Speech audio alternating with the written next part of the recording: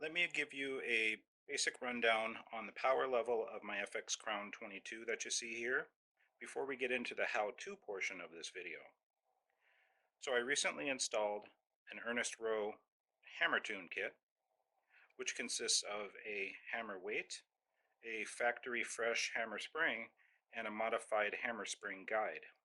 Now I used that kit and tuned this rifle to shoot the 18 grain JSB pellets at an average of 928 feet per second. I did that using a regulator pressure of 140 bar.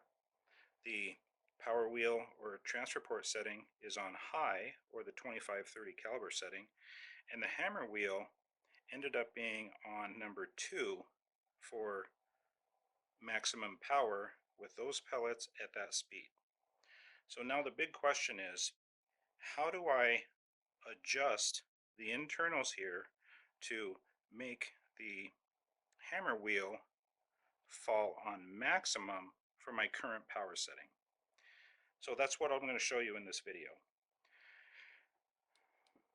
So there's my current power setting. First thing you have to do is remove the stock, and you do that by removing the safety lever from the other side and removing the hammer wheel from this side.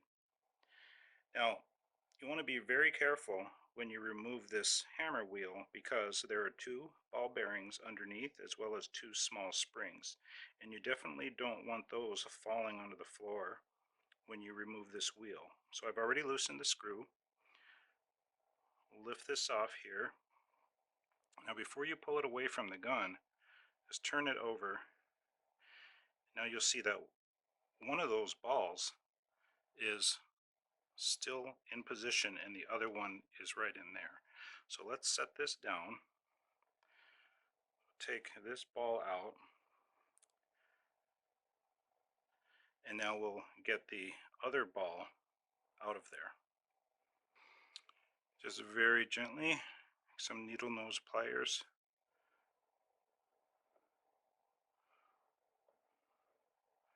Grab the ball and we'll move it onto the t-shirt. Okay, now there are 2 springs left in here. Now I like to take those out because we're working on the gun.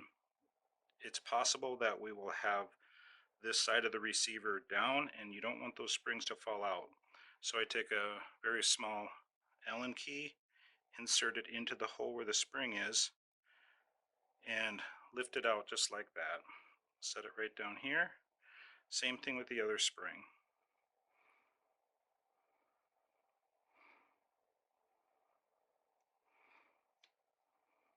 Now I like to take the springs out with a tool like this, so I'm not actually squeezing it with my fingers where it could possibly slip out and fall.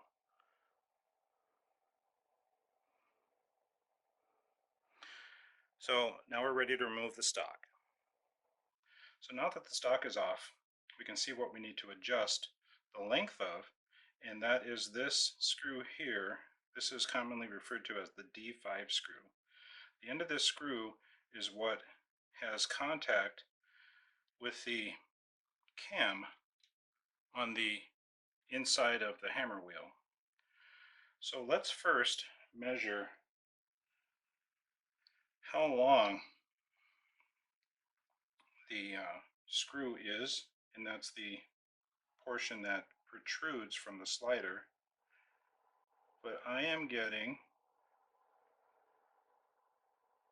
roughly 5 millimeters.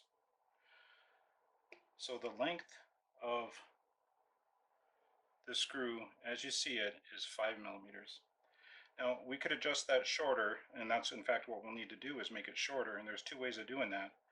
One is by putting an Allen key in here and making half turns at a time, like that. The only problem is that is slow, and if you're not careful with the Allen key, you could end up making marks on your breech block.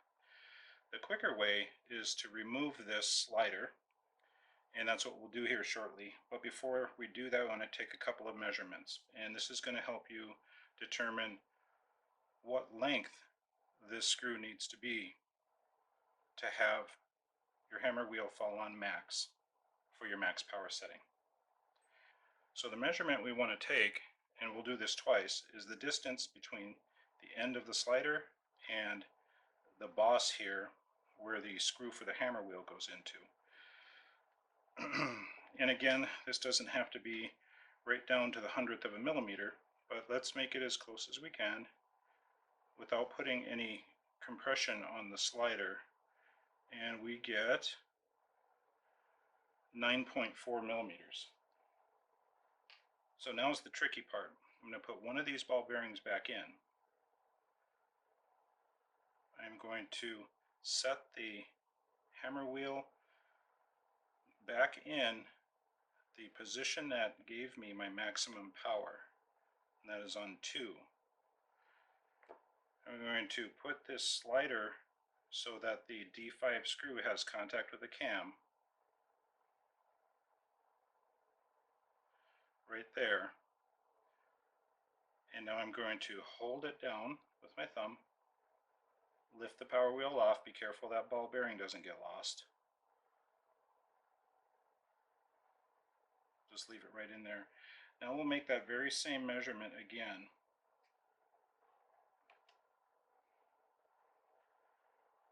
Now I get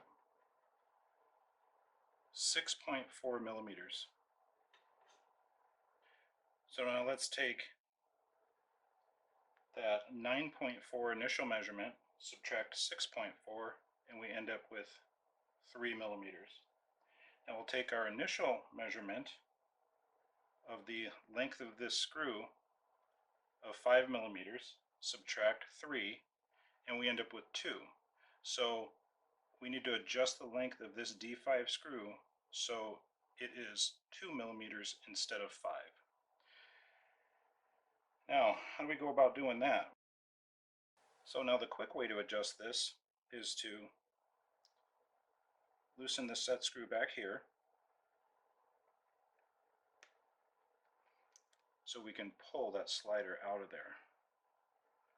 Now this is going to have to be loosened quite a ways. It doesn't necessarily have to be removed, just so you can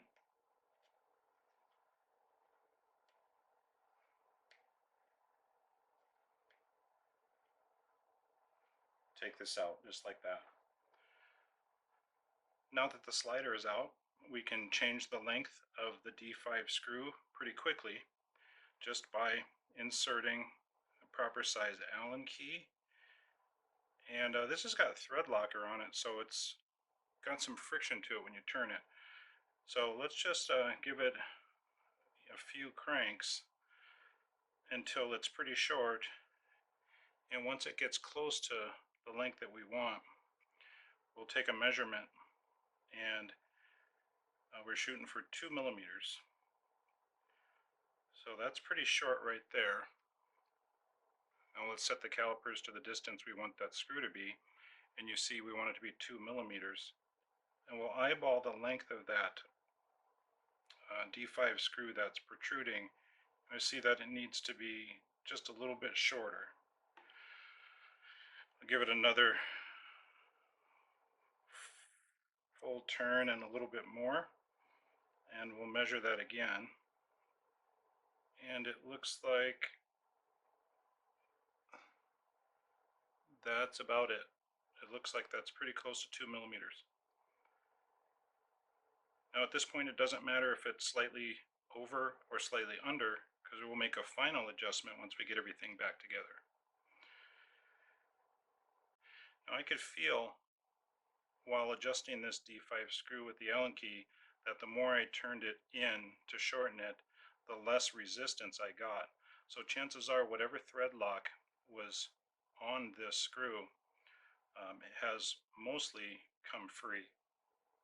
So probably what's best is to apply some new thread lock to that D5 screw before you put everything back together, so the position of it doesn't change over some time of shooting. But for the purpose of this video, we're just going to reassemble. And we do that simply by putting the slider back in,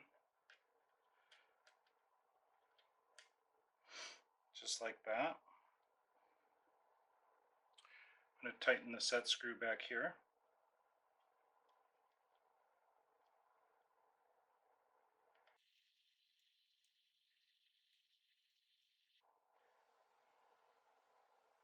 You don't want to strip this for sure. Now that it's tight, this slider will not come out. Now we'll put the hammer wheel back in on the max position. And now you'll see where before I had only about a millimeter of play where the slider would rock back and forth under spring tension this way and stopping when that D5 screw hit the cam that way. And now I have this much of a gap.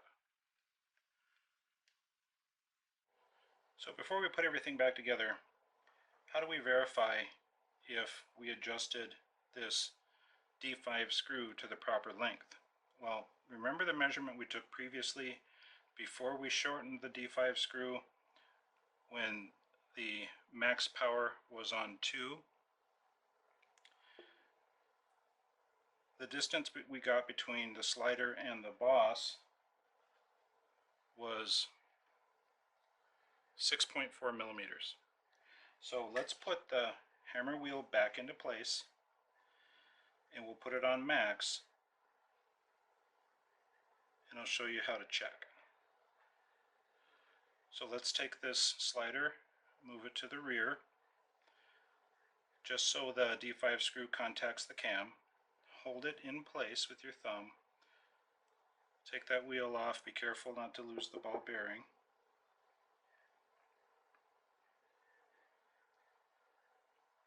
Now let's measure the gap again. We should have something close to 6.4 millimeters. And what we get is 6.2. So we're only 0.2 of a millimeter off, and I'm going to call that good. So let's put this all back together.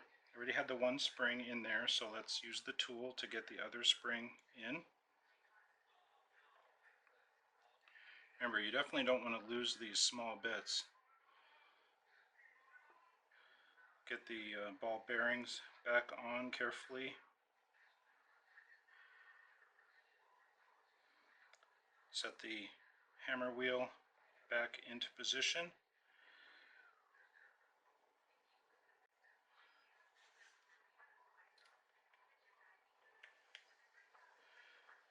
Let's snug this screw up. It does not have to be tight. In fact, you don't want it to be tight. You want it to be snug enough to where this isn't loose, and you want to be able to rotate it to the different positions easily. So now from here, what you want to do is shoot over the chronograph and make sure that your shot string, your velocity, extreme spread, however critical you want to be with it, is the same as you had it before. So I had 928 feet per second before. I'll shoot a string over the chronograph, see what kind of velocity I get, and if it's not the same as what you had before you made this adjustment, what you need to do is get the Allen key into here and tweak this D5 screw.